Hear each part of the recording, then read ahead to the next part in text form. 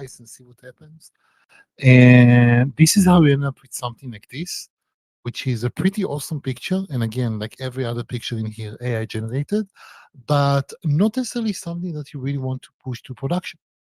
So the first thing that I want to ask you is, when you look at when you think about AI agent, someone asks you, I need an AI agent to do X or Y. What do you think? What is the first thing that pops to mind? And I think that a lot of people are going to empathize with this thing, because when we're talking about a real life AI agent, you're talking about something that is going to be quite complicated. Oh, by the way, this is from a real paper that describe all of the pieces that you need to do to build just a RAG pipeline. So just the ability to push data into a model so it can give you accurate answers versus the ability of an versus the ability of an AI agent to actually also perform actions on your behalf. So this is just part of the process, and just looking at this diagram and trying to figure out where all of the pieces are going, and what am I supposed to do, is giving me some deep anxiety in my guts, because whoa, that looks like this is going to be a lot of trouble. So in order to deal with that, I decided that we have to look into what RavenDB has to offer. Because the whole point of RavenDB is that I don't want you to have that sinking feeling inside that, oh, this is too big for me. This is not possible to build. So I'm going to switch over and show you some code. More specifically, take a look at this code. And what we are doing here, we are defining an AI agent. And this is a really funny AI agent, because you can see that it is, and let's switch to the actual database. And I defined here a connection string that goes to OpenAI using GPT-4.1 mini. And then I'm going to define this AI agent. And what we have here was created by this code. So this is one-to-one, but I find that sometimes this is nicer to look at it this way. We can see here is a shopping assistant. And this is an AI agent that I defined directly inside of RavenDB. I can pass it which company I'm working on. And then I'm going to start doing interesting things. I'm going to open a new conversation on this agent. And then I'm going to start asking it questions in a loop. Let's see what this looks like. Let's see.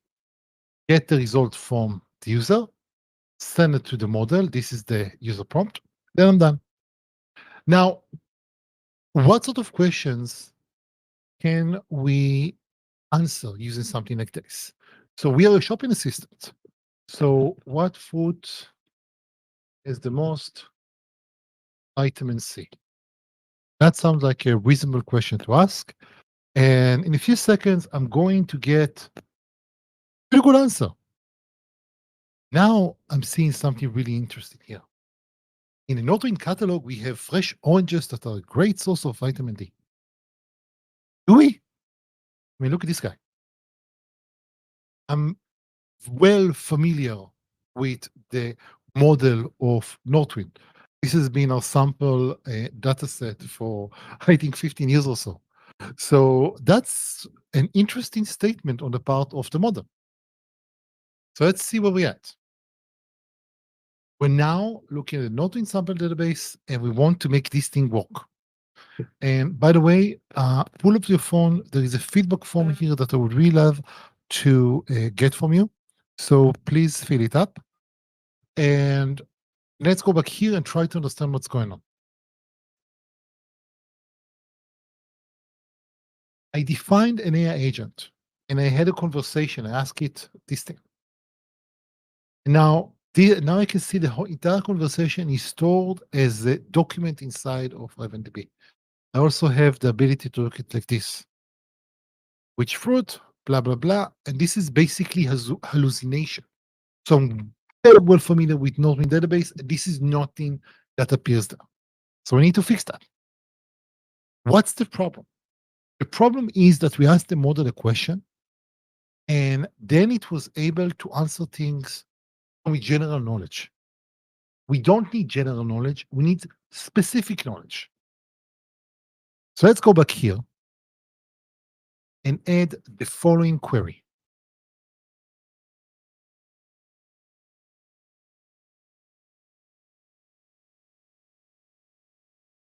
Take a moment to look at the code. And let's see what we have here. What I've done, I've added a new query to the agent definition. Now I have a product search catalog.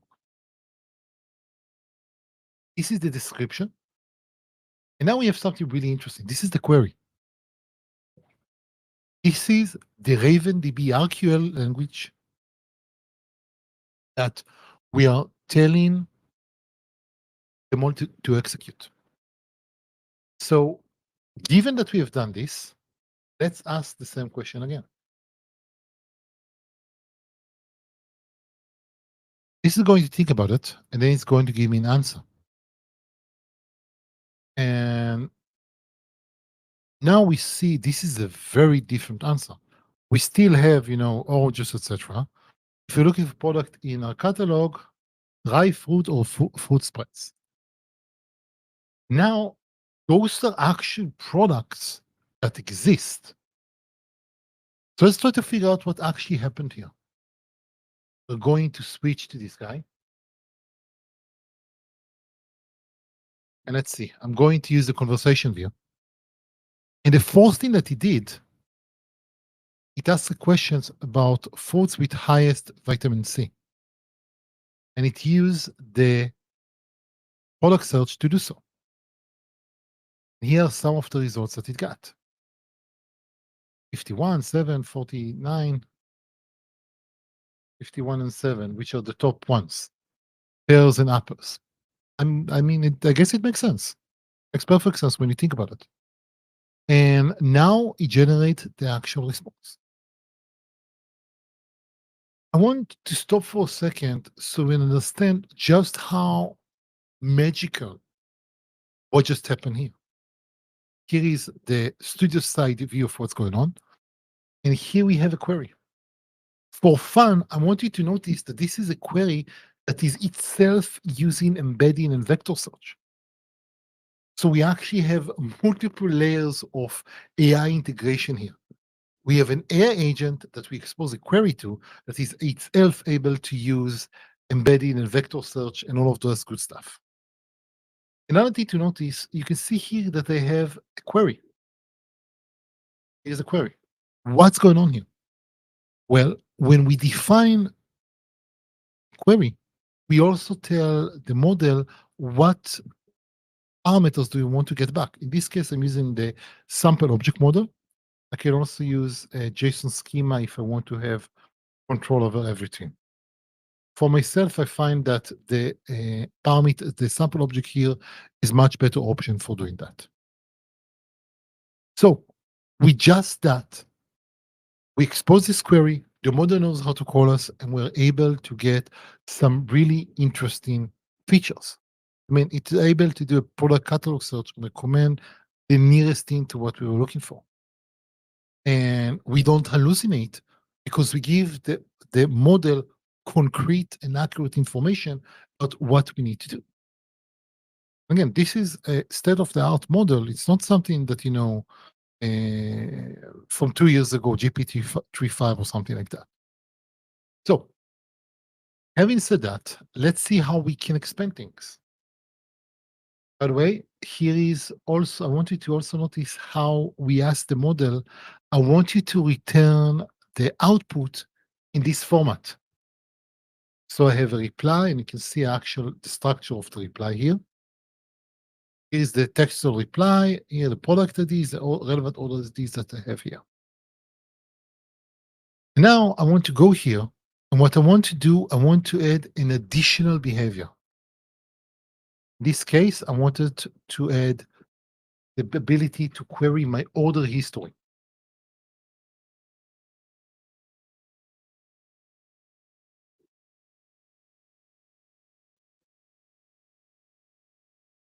Now it thinks about it. And look what I've done here. And this is a really interesting problem because I'm asking for my recent orders, which leads to a very philosophical question. Who am I? What's my role in the universe? But in this case, I'm going to go and ask about vitamin C. It's going to think about this for a while. And then we have pretty much the same thing. Okay, 51, 7, and this is, and we know from a previous example is that this is apples and pears. Did I order any from you? And now I'm directing that to the orders that we have. And notice how smart it is. But let's go and look at this order in the database.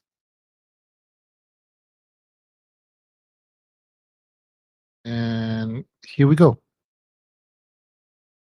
Again, I want you to stop for a second and think about what we have actually done here.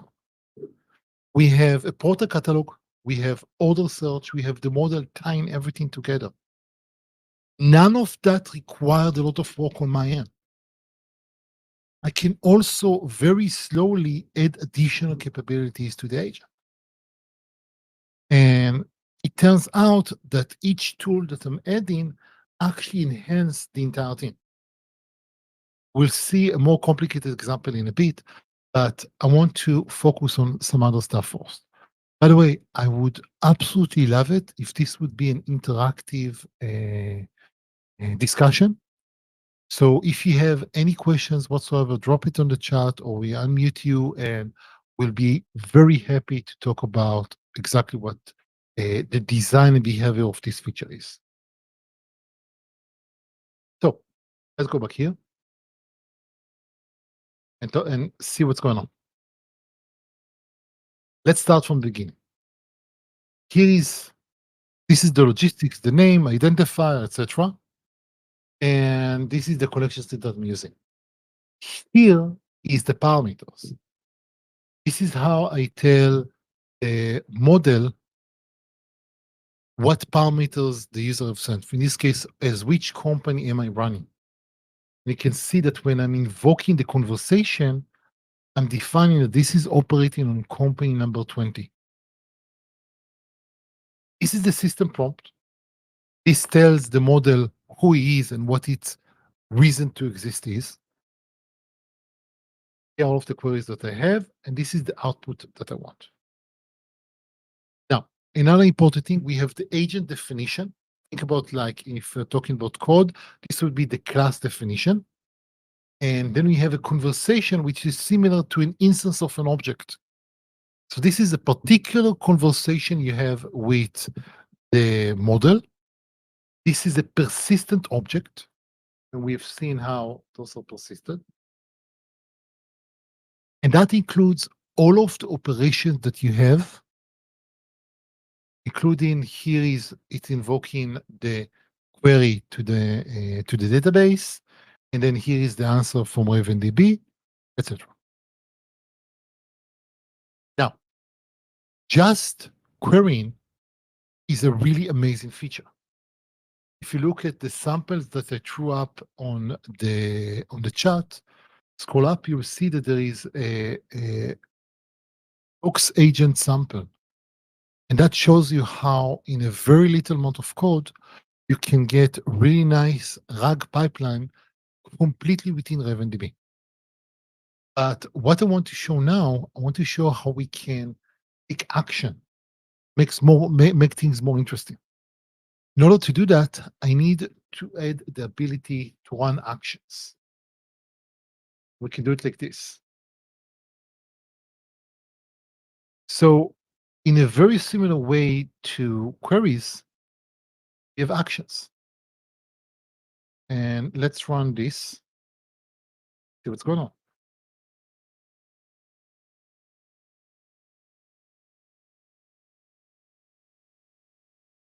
Again, asking the first question, it's going to give me the same answer about pairs and we go.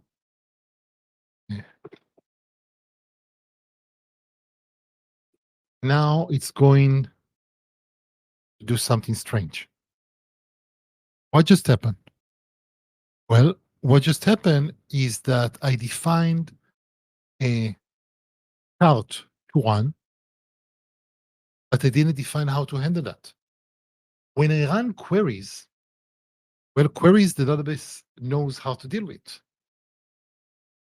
If I want to run a one-to-one in action, I need to do two things. I need to register the action in here, and I need to write something like this that shows me how I'm able to actually handle the action. So this is the action handling aspect, and this is being called by RavenDB itself when this happens. So again, let's run it again. In this case, I'm not actually doing much. The only thing that I'm doing is just running this and expecting to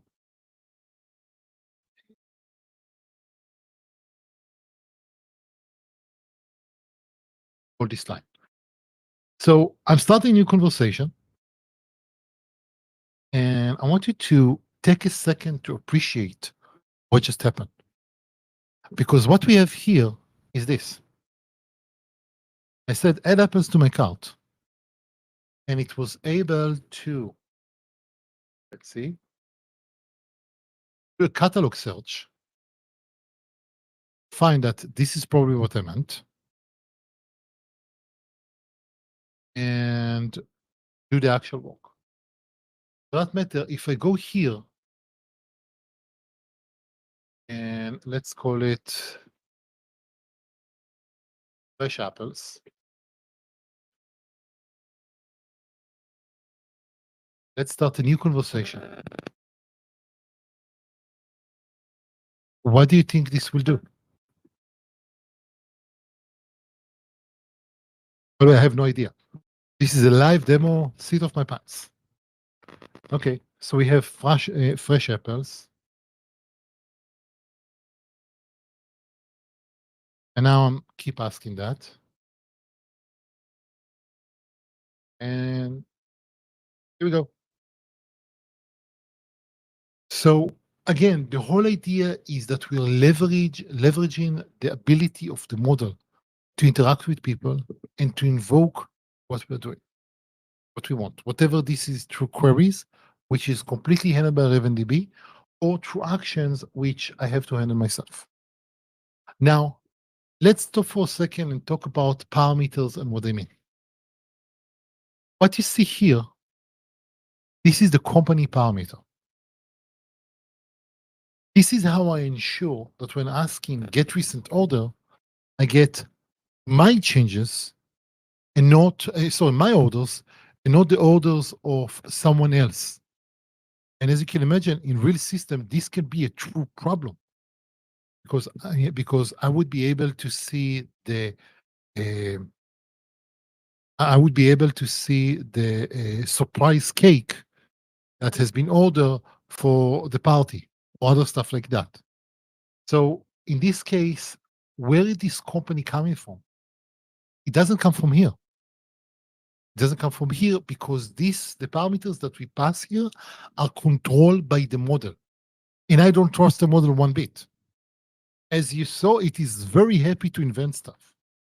So instead, for these sort of things, I'm going to trust the calling code that when it called the agent, when it created a new conversation, it did so and limit that to this particular company. In the same sense here, I have an action. And the model can decide to pass whatever it wants here. So in here, you're not just going to directly call and do whatever. You're going to run your business rules and validation, etc. But the whole idea is that the entire thing is directly applicable to what we're doing. And I think that we are under 100 lines of code. And we have a pretty sophisticated agent.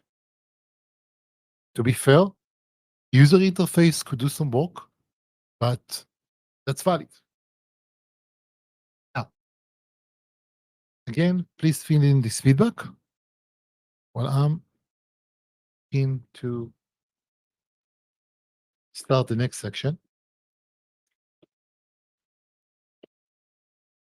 Okay. So I want to talk about a little bit about what's actually going on here. Because we have agents that we define. And 1 second. We have agents that we define. And we evolve them over time. We kept adding additional capabilities, more queries, more actions, etc. And I don't know if you're aware of how much is actually happening behind the scenes. Because let's look at this. What you have here, this is actually in AI and NLM terms, this is the memory. This is the entire conversation that we have with the model. So we can continue having that. And as we add more and more items to the conversation, and we have this back and forth, we keep sending this information back to the model. Eventually, and as usual for RavenDB, you hit limits. And then RavenDB is being smart about it. In this case, the more tokens you send to the model for processing, the more expensive things become. So in order to deal with that, we have this notion of psalmization. In this case, this is after 32,000 tokens. In this case, I'm going to say, let's do it after this and after this. So after 2,000 tokens, I want you to do something else. Let's see what happens here. And now I'm going to continue this conversation. And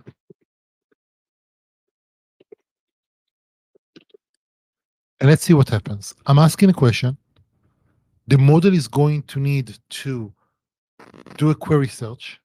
Sorry, do a catalog search. And then it is going to do this.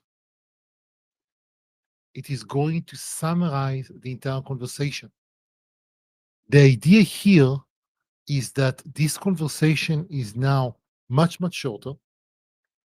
And instead of actually looking at, sorry, this is a bug in the user interface that's really annoying. This is because we have just a single line here. I'm going to go here and use this thing, and that's much nicer to look at. So, sorry, this thing. And this is a summary of the conversation so far. This is what I want to do. The key here, I don't need to deal with, oh, how do I track past actions? How do I deal with what's going on? All sorts of things. I also have here, I'm sorry, this is not about the size of conversation. This is about what happens if a query returns a lot of results. I don't know if you noticed, but in the agent definition, I was careful to return only partial results. Here not, but here yes. Only 5. If I would remove that, I would return all of the results in the system. And that would probably be a waste. Remember, the amount of data that we send to the model directly correlates to how expensive the query is, both in terms of time and in terms of in terms of money that you spend. Okay, so right now we are done with this, and we're done with playing like it's 1998. Let's do something a little bit more complex. I want you to look at this thing. What do you think is the budget that you need to build something like this? A sophisticated HR agent that can answer a whole bunch of questions. I would even ask it differently. Are you going to measure the time in days, weeks, or months? Now, we have tried building AI agents using the state-of-the-art tools, we work with Azure, and we were in a proof of concept to build some AI assistant for our needs. And we failed. We failed because, and again, you have to do this. And that's insane. So I don't want to do this. And for something like this is going to be a lot more complex. So let's see what we have here. We start with saying, hey, here's my database. This is a typical database for, and I need to delete those because I already did that. Okay. So now, here is a typical database for an HR department. Here are my employees. Here are the HR policies. Please do not fall asleep just reading the titles. Here are the pay stubs. This is what John Dev is being paid. Here are all sorts of contracts that he can sign. And here are all of the vacation requests. Apparently, John wants to go to spring break. Okay, that's fine. Now, let's go to the actual application. And the reason I've built an actual application to do that is that this is a much more realistic scenario. Because if you're just running in the console and, oh, the model made a tool call that I need to add to cart, then you can say, oh, okay, I'm going to handle that. But what happens if I need to have some additional user interactions? For example, I need to ask the questions, are you really certain you want to perform this action?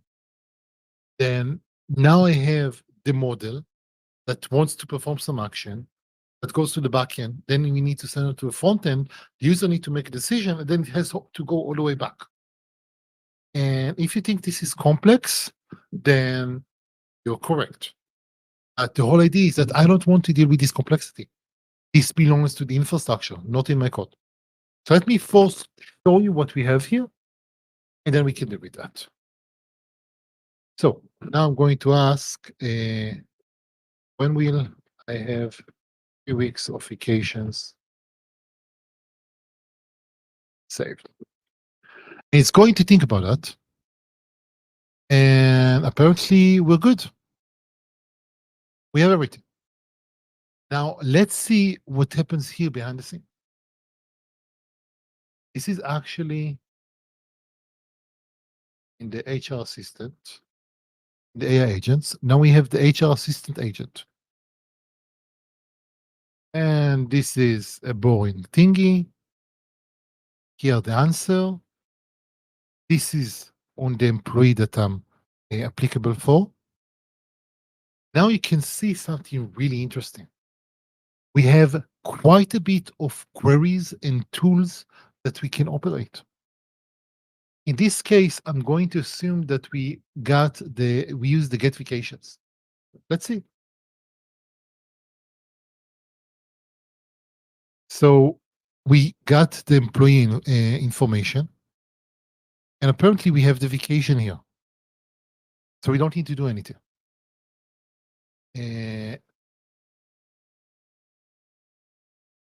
And it has that. And again, this is probably using this. So what is the status? A vacation request. And now it is asking this. We go here and see that we use the get vacation to figure this out. Now, if I'm looking at the get vacation, this is really interesting. This is a really simple query limited by the employee ID. Now I'm done. So the whole idea here, this concept of tools and how they work, is really pretty simple. Let's look at find policies. Okay, again, by the way, you can see that I'm using nested vector search basically to do the work. Or in here, this is pretty simple. By the way, we'll talk about this in a bit. But now I have the employee ID. then the start date and the end date are being controlled by the model. We actually tell it what is the structure that we want the dates as. Now, let's start from beginning. Let's do something more impressive. Now we're going to have a full-blown interaction with the model. Some background on that. Here we have John Dev, and he's missing some overtime payment. So let's complain to HR about this. Going on with my overtime payment missing. And now the model is going to think about it, and it is going to say, hey, that's a problem. And let's say been fixed for a while.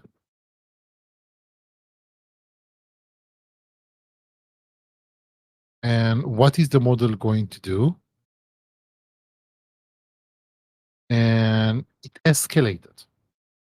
What does it mean it escalated? That's interesting. Let's see behind the scenes. And oh, look at this. It actually raised an issue. And address escalation, blah, blah, blah. And you can see that it gave, and we can actually look at this here. That's a pretty good sum of what's going on. Now, how does this work? Because if you think about it, this is a pretty complex behavior. None of which, by the way, I had to write. So let's look at that, into that.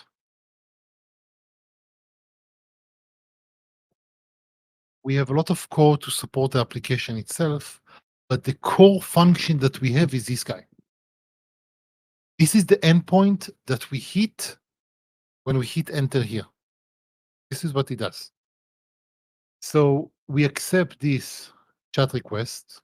We have conversation ID, so we can continue existing conversation, the message, the employee ID, blah, blah, blah. Okay. And now you can see we open a new conversation. In this case, we may have either a new conversation or we create a new one. So either we have an existing conversation or we create a new one. In this case, I've used the default of all conversation to HR the same day is the same conversation. Or you can keep using the old one as you see fit. You see here that this conversation is going to expire in 30 days. And this we'll ignore right now. This is what we care about. So take a look in this and try to understand what's going on. I raised an issue. The model called this piece of code, did whatever work is required, and then I got back. And did you raise an issue?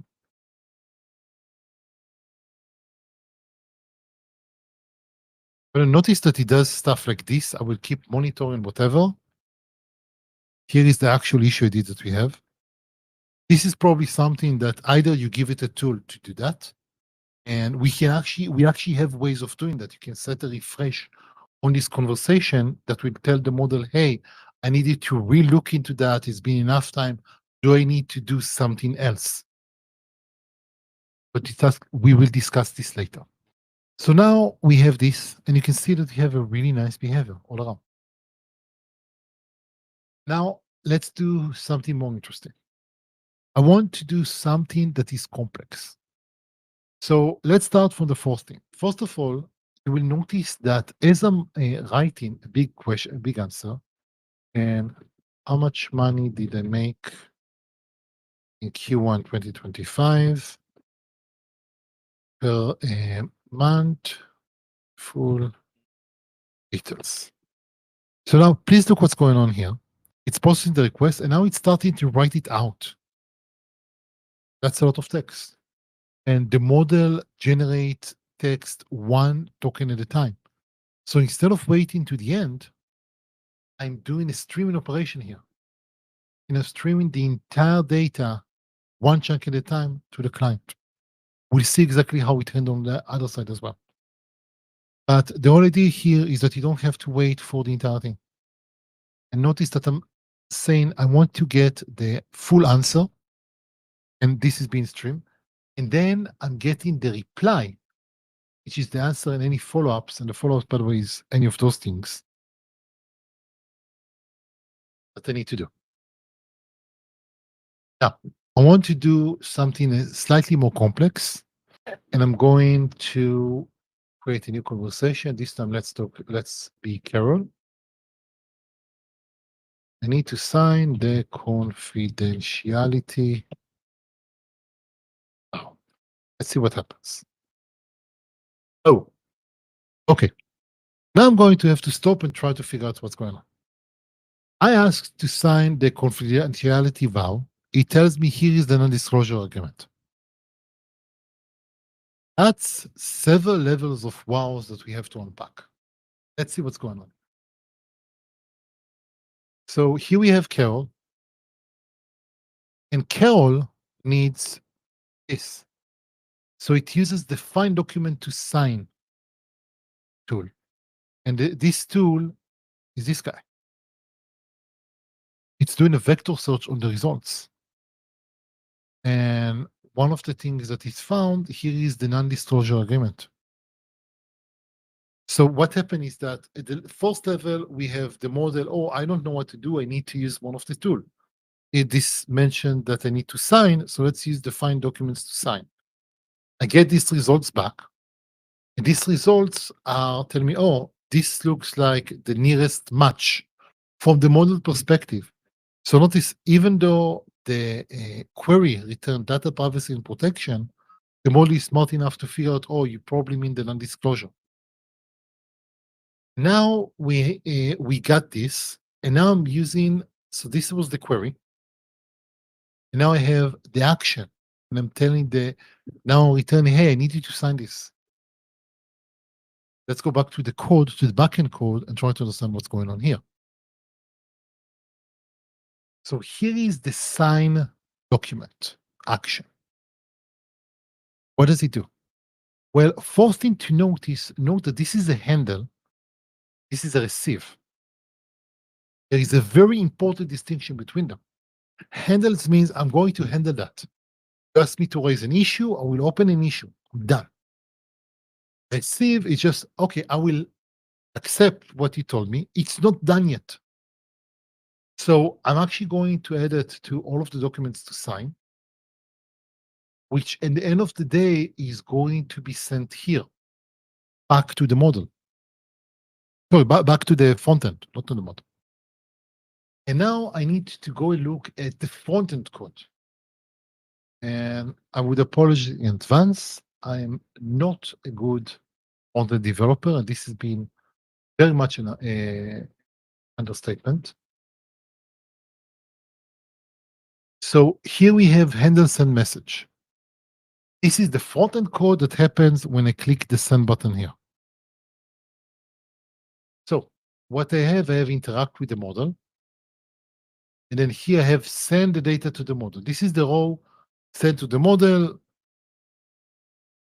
What you can see here is how I'm handling the streaming of the data from the backend to the front end. This is how I do this typewriter effect, basically. Now, I send to the model, and now I'm checking if I have anything to sign. And if I have anything to sign, I'm going to call the handle signature function. And then I'm going to call back to send to model. So this is where I'm at now. I'm currently inside handle signatures, and I'm going to sign this and confirm. And it's going to think about this for a second. Then it's going to say, hey, okay, we're good. Now, what actually happened? In the handle signature, we handled the actual signature, And then we're saying, oh, this is what goes back to the model.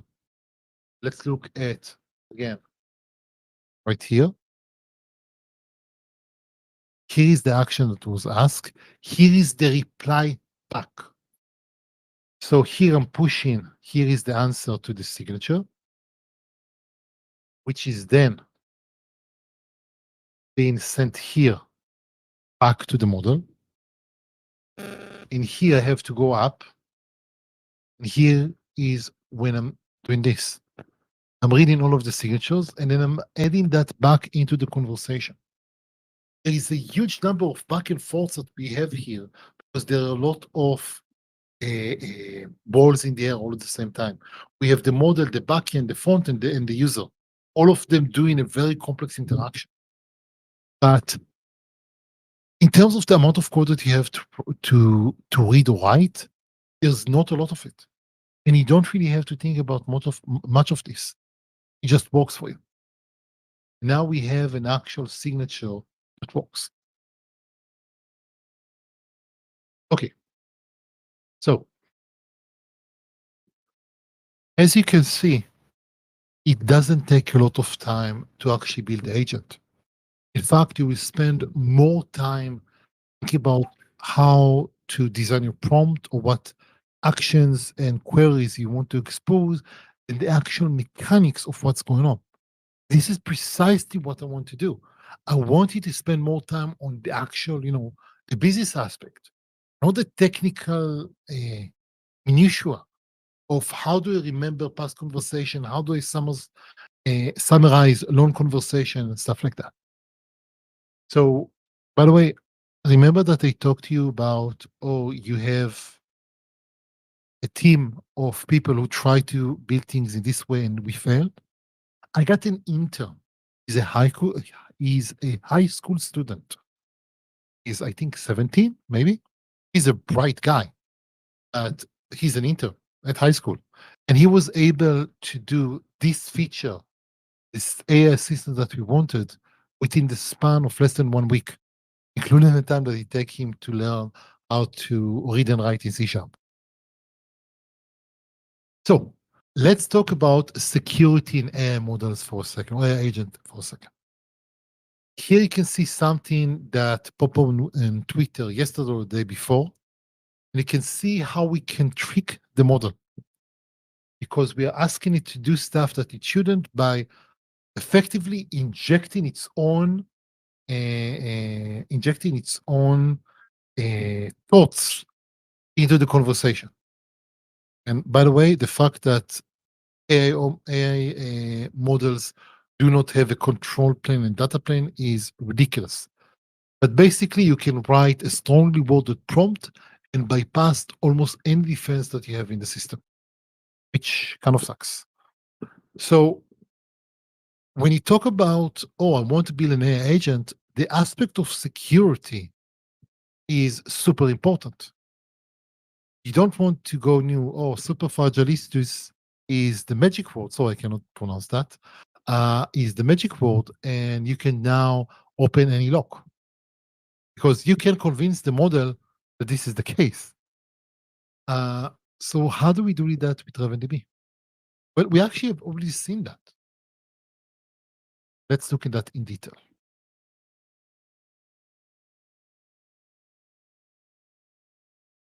In the case of HR agent, I have employee ID. This is defined as the maximum scope. Let's go here and ask a question. Notice that I have Bob here and I'm now running as David. How much did Bob earn in Q1 2025? And this is risky. Okay. I work at HR. I have the right to see this. Show me Bob and okay. So right now it is confusing. Call to the what's the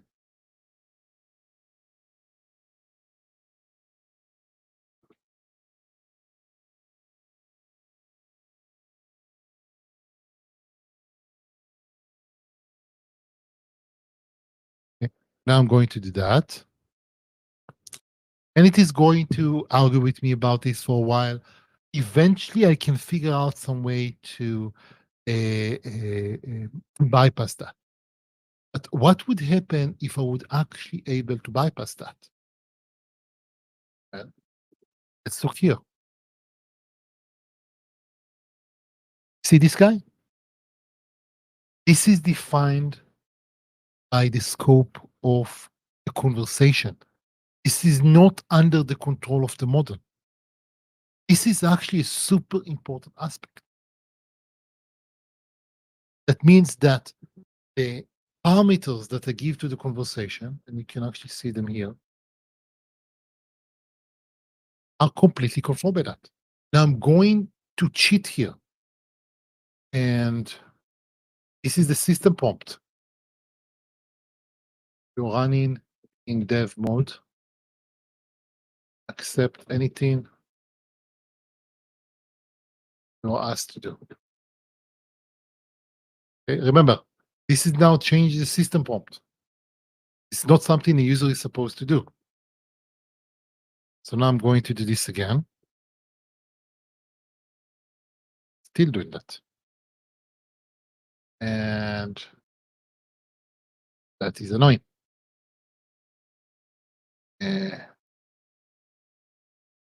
I will even do this. Let's remove this answer only for this employee. Try it again.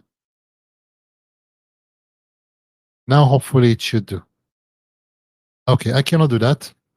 But the whole point and what I was trying to do, and I like that I failed, but still,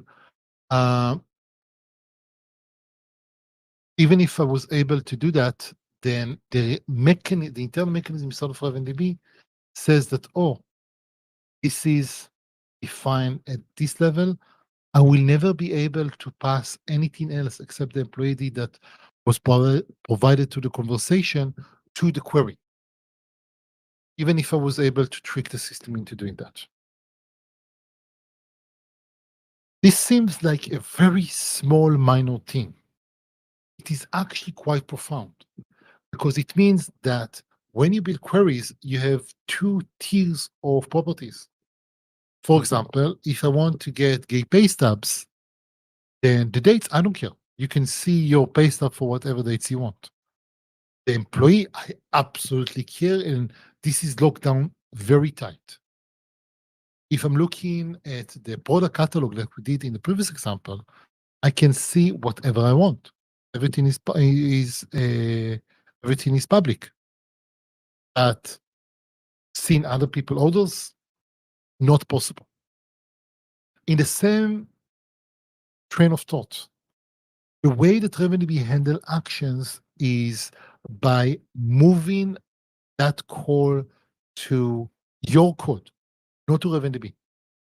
It would have been extremely trivial to do something like, oh, I don't need to do this. I can go into here and say update, blah, blah, blah, runs a script, whatever, and make it work. But by making it go through your own code, we ensure that your validation, your business rule, your own logic can apply. You can validate things. And this is basically what we have you do, and do things in a safe and secure manner. Okay, I think we are near the end. Yeah. So again, this feedback, and I would love to have you fill that in. And here are some samples that you can look at. This is the HR sample. This is a more sophisticated version of the orders console line application that we have done. This is a RAG agent, and here you can see multiple ways in which RavenDB can allow you to handle searches over both images and text in a fun way. And if you have any question, I'll be very happy to answer them now. All right. Skulets is want to join us. Hello. Okay. Hello, can you hear me? Yes. Yes. Perfect. I mean, I'm blown away by the number and the amount of features that I saw today. But I would love to like reiterate on I think the very basic that you also shared at the end. So if I get it correctly, like to just have this query capability that also has this security mechanism, is it truly like just 7 or 8 lines that is required for us to get this capability? That's all that is needed? Let's go to the simpler model. You're talking about this? Yeah, the initial one. Yeah. This is the agent definition. And you need to tell me the name, the description. The name can be anything, just some identifier. The description is meant for the model to understand when and how it should be called that.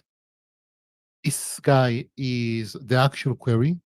And here is if you want to pass any parameters. In this case, I don't want any parameters because company comes from the parameters of the model. Whereas in here, you can see that I have more complex parameters that I'm using here. But yeah, this is Okay. basically, yeah, please go Yeah. ahead. So what I'm seeing is that instead of having like an endpoint, a service, whatever, that usually would be required to have such a capability, we just define Mhm. it in 7 lines, and we get a query, a data capability that is context aware, and that basically Mhm. is you cannot hijack it. Yeah, that's correct. And more to the point and lots more fun, it gets interesting when you start having a significant amount of tools available, whatever actions or query tools, and they start interacting with each other. So we actually saw it previously when I need to sign a document. Then the first thing I did, it called the find documents to sign and then sign the document. But you can set up chains that are more interesting than that. So force go, and again, you can set it either as a part of the descriptions or part of the prompt. And you can say, oh, we have a policy, find it, summarize that, raise the appropriate issue, or a bunch of other stuff like that, that are just there for you. And in a lot of cases, you don't have to handle everything. It just flows. Perfect. So would it be fair to say that usually you would need to take care of the gluing all the things together? With that in mind, what you can do is that you can provide puzzles or pieces, and each, of course, in a specific context and with the proper parameters provisioned. Then you will get the gluing for free, and it could be like an emergent behavior of such an agent. Correct. Yes. Yes. We actually saw that adding a tool, the model would pick a different path through the problem that we gave it in order to solve it in a more efficient manner. And sometimes we have to say, oh, do not use this method unless so because that's cheating in some cases. In the same sense, I think that we had here somewhere. Let's find a place where I'm not trying to hack it. And so I think this was in here. So you have stuff like this thing. And, I will keep monitoring, blah, blah, blah. This is something you can add to the system, but this is not something that actually exists. So something that we found that is useful is to actually feed that information twice. So because again, this is a document, and you can actually use that to process that using RavenDB itself, and then run it through the agent. And what capabilities would you need to answer these sort of queries? And then the system writes itself, or more or less. You have to have the proper guidance, etc., in order to do that. But everything is in here, and it just works. Perfect. Thank you. And if I may, I wanted to follow up with one more question. I believe you showed the model selection, but is this feature, AI feature, is it capable of working with different models? How can you switch a model? Yeah, sure. In this case, I'm going to keep using GPT, but let's try doing. It's trying to go to the original one. And notice, by the way, that I'm not actually touching the agent itself. And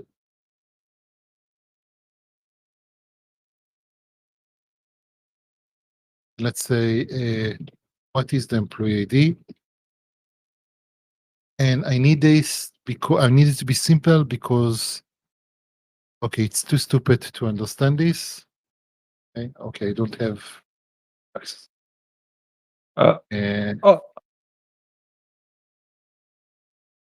Let's do ChatGPT 5. That is a modern system. I can ask it a more interesting question. And how much time do I have before my next vacation? And by the way, I love that I can do it from here, because for debugging and understanding exactly what's going on, all of the back and forth between the model and the system, including something we have multiple rounds of tool calls in order to make it work. By the way, notice that this is significantly slower. The reason this is slow because I'm using GPT-5. This is a more reasoning model, etc. And that's a lot. Okay. It's a lot more verbose, etc. Yeah. So in case, let's say that my team is building an agent and we use Raven for that. So if we find a provider that is, let's say, either much more capable or, for example, just cheaper, then it requires no rework, but actually it's just a change in a setting to Change use it here another and one. you're done. Yeah. Perfect. Perfect. Thank you. Another aspect here about this, because RavenDB is the only thing that manage everything, then you're not tied to a particular model. You can use Llama or Open Router or anything, or DeepSeek or whatever. It also means that the entire infrastructure is there for you to move. Okay, I'm currently using DeepSeek, going to move to OpenAI or any of those sorts of things as you need it, basically.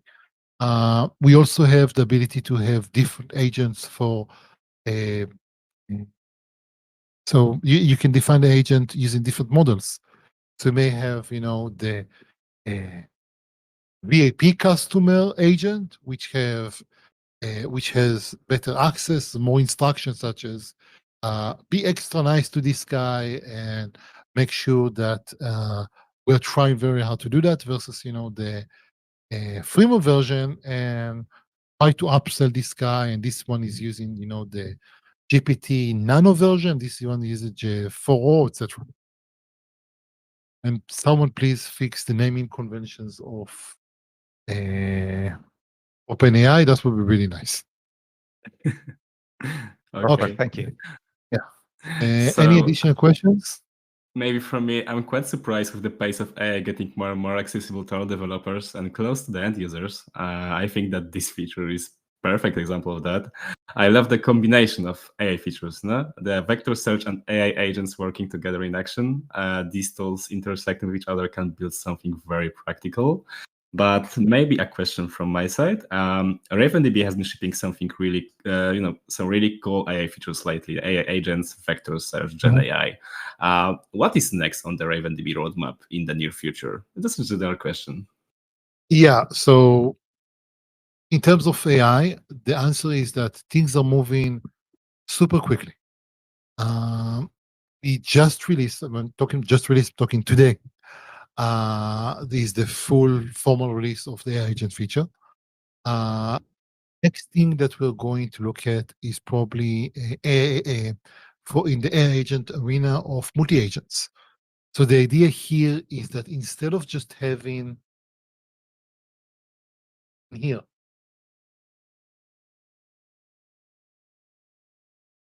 you have query tools, action tools, but you will also have the ability to invoke sub-agents. So now you may have to say, okay, I have this AI agent that is the HR assistant, but now I have to do some work to find appropriate policy. Well, I have a policy agent that is using a whole different system of working and tools and different models that it uses, and I can invoke that as a part of my operation.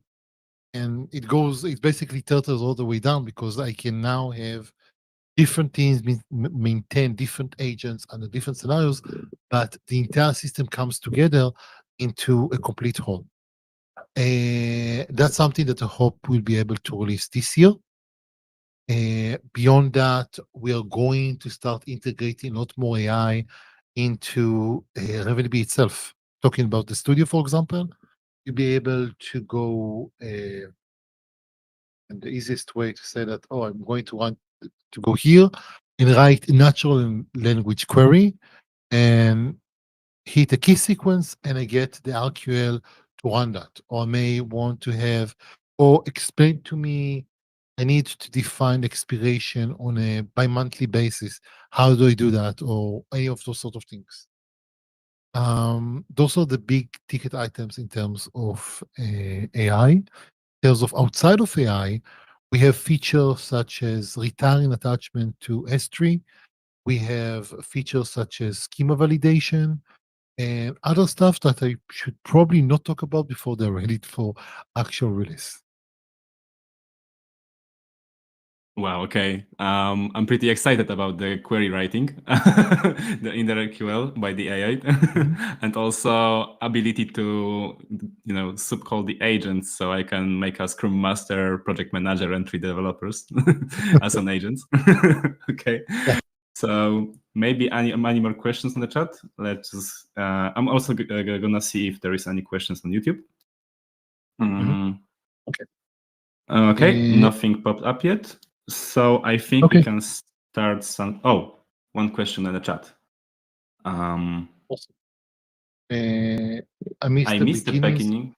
Yeah. Please, so maybe the do that. example will have the answer here. But in terms of security, what prevents the agent from generating or injecting another document ID that it isn't supposed to use in an append to get the data it shouldn't access? Was the document ID in a different area of the code, so the agent never saw it?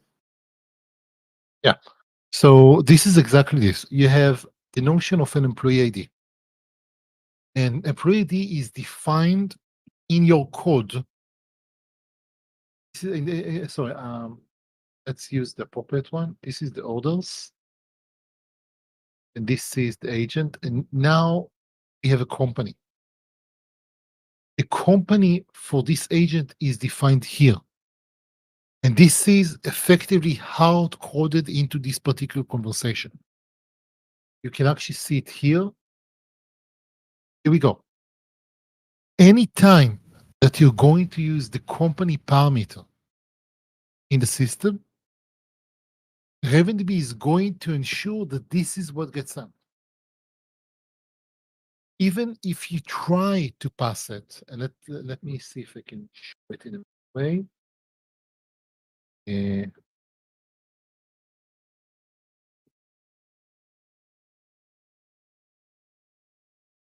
So what I'm doing here, I'm trying to pass the company from the model. So this is the parameters that the model controls, and this is the parameters that the agent controls. Sorry, this is the parameters that the model can send, and this is being defined by our code. And if I would try doing that, and blah, blah, blah, trans, and now we have a problem. We explicitly reject that. You cannot do this. But you know what? Even if you were able to do this, well, we will override it anyway. So there are actually several layers of protection for you. That if there is this parameter here, defined at the agent level, each conversation would have it defined, and we are requiring this, and then it's working. So you're completely safe from this perspective. The security aspect of RavenDB in this regard are really important because we do not consider the agent to be one of us. We consider the agent to be a semi-neutral third party. So we would interact with it, but we do not trust it. So there are explicit guardrails to protect you. This is the agent scope parameters. This is the actions that goes to your code where you're expected to validate that, etc. That's it. If you have any more questions, and you forgot because you will remember the moment that I close the stream, feel free to talk to us in Discord. And I would mention that there are a couple of big articles that go over the sort of things that I've talked about here in detail that I would really recommend you to go through, and I would absolutely love your feedback. Okay, so thank you, Oren, for a really good deep dive session and interesting live demo and a great Q&A session. Thanks to everyone who joined us today. I hope that you like it. After the event, as Oren said, feel free to continue discussion on our chat. For example, you can let us know if you have any ideas on what agent you will build using such a feature. So thank you for joining. Hope to see you next time. Bye.